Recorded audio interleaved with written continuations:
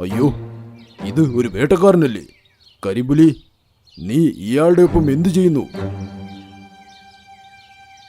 ഈ കരിമ്പുലി എന്റെ സുഹൃത്താണ്. ഇവൻ ഇതുവരെ എന്തൊക്കെ പറഞ്ഞോ അതെല്ലാം ഞാൻ അവനെ കൊണ്ട് പറയിച്ചതാണ്.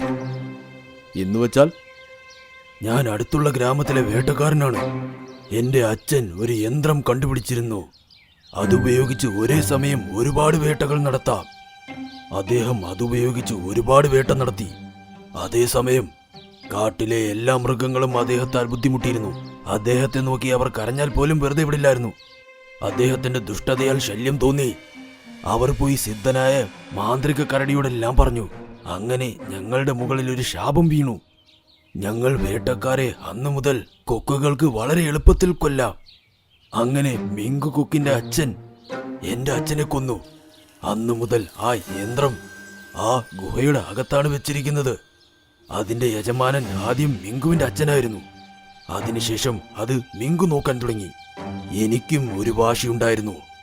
എന്റെ അച്ഛനെ കൊന്നതിന് പ്രതികാരം ചെയ്യാൻ ആ യന്ത്രം ഗുഹയ്ക്കകത്തു നിന്നും വെളിയിലേക്ക് കൊണ്ടുവരാൻ ഞാൻ ഉറപ്പിച്ചു. ഇത് കേട്ട് എല്ലാ മൃഗങ്ങളും പേടിച്ചു വിറച്ച് പരസ്പരം മുഖം നോക്കാൻ തുടങ്ങി. അവരുടെ പേടി പറഞ്ഞറിയിക്കാനേ പറ്റില്ല. അതുകൊണ്ടാണ് ആദ്യം നിങ്ങളെ ഞാൻ ഇവിടെ നിന്നും വായിച്ചത്.